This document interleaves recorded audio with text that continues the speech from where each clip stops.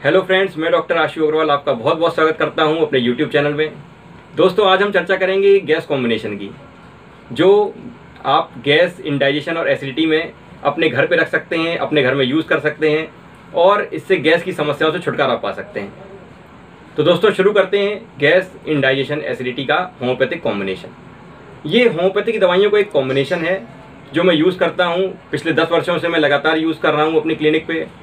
इसे मैं हर एक एज ग्रुप के पेशेंट्स को देता हूँ, चाहे वो बच्चे हों, चाहे वो बुज़ुर्ग हों, चाहे वो लेडीज़ हों, चाहे वो जेंट्स हों।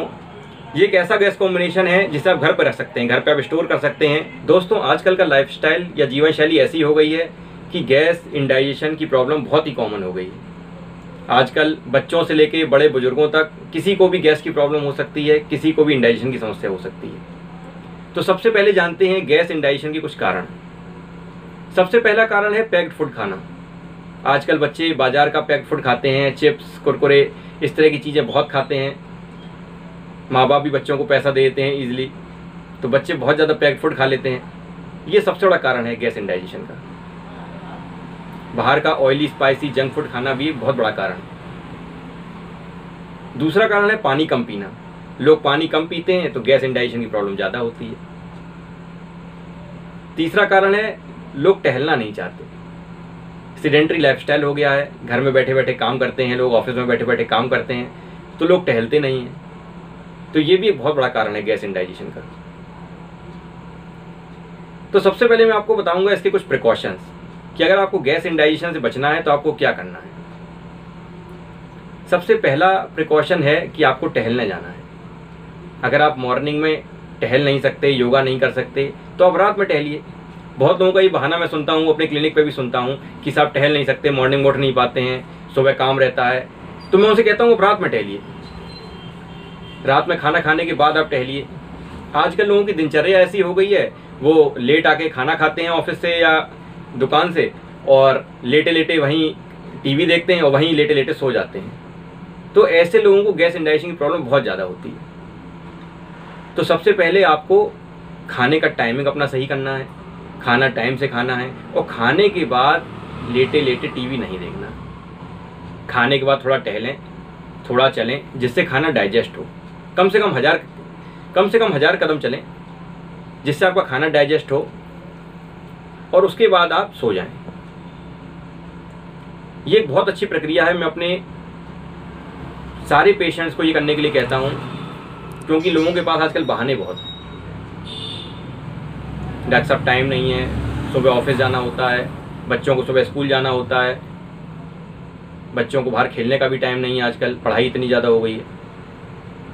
लेकिन आउटडोर गेम्स बहुत ज़्यादा ज़रूरी है उनके मानसिक विकास के लिए, उनके शारीरिक विकास के लिए, उनके डाइजेस्टिव सिस्टम को स्ट्रॉन्ग करने के लिए। तो पहली चीज़ हो गई एक्सरसाइज या टहलना या योगा।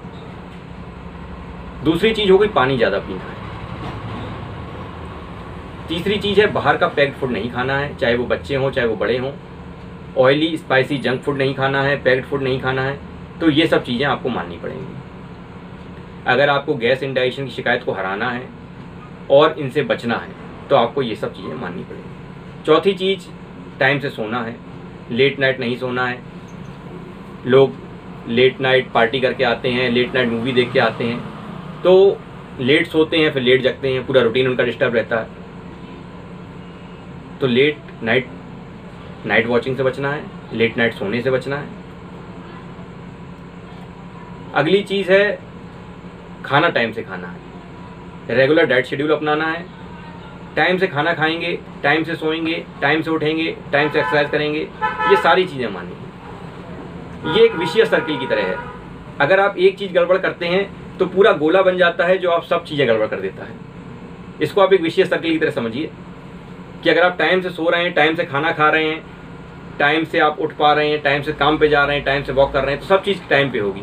और अगर आप एक चीज़ गड़बड़ करते हैं, अगर आप लेट सोते हैं तो आप लेट उठते हैं, फिर लेट आप ऑफिस जाते हैं, फिर आप पे एक्सरसाइज का टाइम नहीं रहता, तो सारी चीज़ें डिस्टर्ब हो जाती हैं। तो इसलिए ये चीज़ मानना बहुत ज़रूरी है, एक रूटीन फॉलो करना बहुत ज़रूरी है। तो ये तो हुए प्रिकॉशंस। अब जो मेन बात है वो है होम्योपैथिक दवाइयाँ। क्या हम होम्योपैथिक दवाइयाँ लें जिससे हमें गैस, इंडाइजेशन की प्रॉब्लम ना हो, एसिडिटी की समस्या ना हो। तो सबसे पहली दवाई है पल्सेटिला 30। पल्सेटिला 30 ऐसे लोगों के लिए उपयोगी है जो बहुत ज़्यादा टी ड्रिंकर्स हैं, बहुत ज़्यादा चाय पीते हैं, बहुत ज़्यादा फास्ट फूड खाते हैं, बहुत ज़्यादा ऑयली फूड खाते हैं, जो थोड़े से तंदुरुस्त हैं, फैटी हैं। ऐसे लोगों के लिए पल्सेटिला 30 बहुत ही यूज़फुल है। उनकी गैस की समस्या में, इंडाइजेशन की समस्या में पल्सेटिला बहुत जल्दी हेल्प करती है। दूसरी मेडिसिन है कार्बोवेज 30।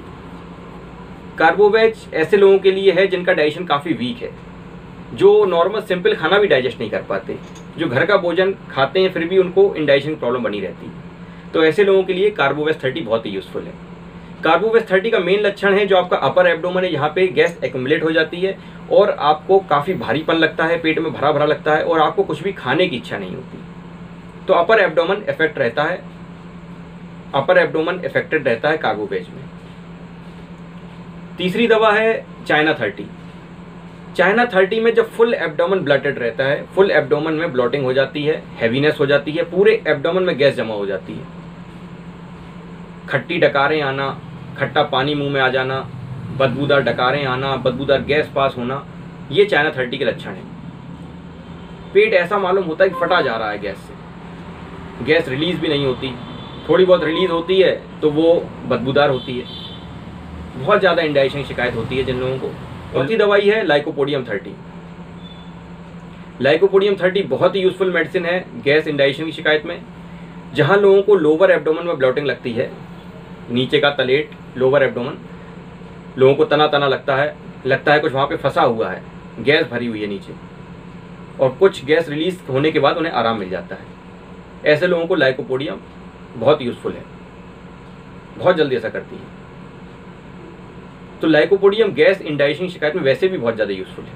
पांचवी दवाई है एंटीम्प्रूट 30। एंटीम्प्रूट 30 ऐसे लोगों के लिए उपयोगी है जिनको कॉन्स्टिपेशन और डायरिया की समस्या बनी रहती है। ऑल्टरनेट कॉन्स्टिपेशन एंड डायरिया रहता है, कभी कब्ज हो गया, कभी दस्त हो गए, हल्का सा भी सिंपल भोजन भी पचा नहीं पाते। अगर आप उनकी जीभ देखेंगे तो टंग पे एक हैवी वाइट कोटिंग रहती है, ये सबसे बड़ा लक्षण है एंटीम्प्रूट का। तो ऐसे लोगों को एंटीम्प्रूट बहुत फ़ायदा करती है। तो ये 5 दवाइयाँ हैं जो मैंने आपको बताई, पल्स 30, चाइना 30, कार्बोवेज 30, लाइकोपोडियम 30 और एंटीम्प्रूट 30। इन पाँचों दवाइयों को आप एक 100 ml की बोतल में पाँचों दवाइयों को मिक्स कर सकते हैं। पाँचों दवाइयों की आप 20 ml मात्रा ले लें और एक 100 ml की बोतल में आप मिक्स कर लें। इस कॉम्बिनेशन को आप घर पे बना के रख सकते हैं। इसको आप रेडीमेड घर पे तैयार कर लें, 20-20 ml की सब मिला लें बराबर की और इसको 100 ml में तैयार कर लें। अब इसको कैसे लेना है, इसको आप 5-5 बूंदें इस मिक्सचर को 1 चम्मच पानी में सुबह दोपहर शाम ले सकते हैं और इसको लंबे टाइम तक यूज़ किया जा सकता है। ये बहुत ही इफेक्टिव गैस कॉम्बिनेशन है। मैं लोगों को बताता हूँ कि इसको आप घर में रखिए। कभी आपके बच्चे को रात में पेट दर्द हो गया, गैस की शिकायत हो गई, इंडाइजेशन की शिकायत हो गई, कभी आप लेट नाइट पार्टी करके आए, आपको पेट बहुत फूला फूला लग रहा है, भरा भरा लग रहा है, आपको लग रहा है कि बहुत इंडाइजेशन हो रहा है, गैस बन रही है, तो आप इसको ले लें। बहुत सिंपल सा तरीका है, 5 बूंदें 1 चम्मच पानी में लें और पी जाएं आप। और इसको आप हर एक आधे घंटे में रिपीट कर सकते हैं। अगर आपको लगता है कि आपको एक्यूट परेशानी है, अभी हाल फिलहाल में तुरंत परेशानी हुई है, तो आप इसको आधे घंटे से 3-4 बार रिपीट कर सकते हैं। बड़े बुजुर्गों के लिए बिल्कुल सेफ़ है। घर में बड़े बुजुर्ग होते हैं, उनको गैस इंडाइजेशन की समस्या लगी रहती है, कभी उनको डकारें आ रही हैं, कभी पेट साफ नहीं हो रहा है, कभी कब्ज की शिकायत है, कभी एसिडिटी हो रही है, कभी पेट भारी भारी लग रहा है, कभी उनको भूख नहीं लग रही है, तो बड़े बुजुर्गों को ही आप दे सकते हैं। हर एक एज पर्सन्स इसको यूज़ कर सकते हैं, हर एक एज ग्रुप का पर्सन इसे यूज़ कर सकता है। बच्चे हों, बड़े हों, बुजुर्ग हों, लेडीज़ हों, जेंट्स हों, सबके लिए ये इक्वली बेनिफिटेड है, इक्वली बेनिफिशियल है। तो ये गैस कॉम्बिनेशन आप यूज़ करिए और इसके रिजल्ट्स मुझे बताइए। तो दोस्तों, आज हमने चर्चा करी गैस कॉम्बिनेशन पे। अगर आपको ये वीडियो बेनिफिशियल लगता है, अगर आपको ये वीडियो वैल्यूएबल लगता है, तो आप इसको ज़्यादा से ज़्यादा शेयर करें, लाइक करें, सब्सक्राइब करें, बेल आइकन दबाना बिल्कुल ना भूलें।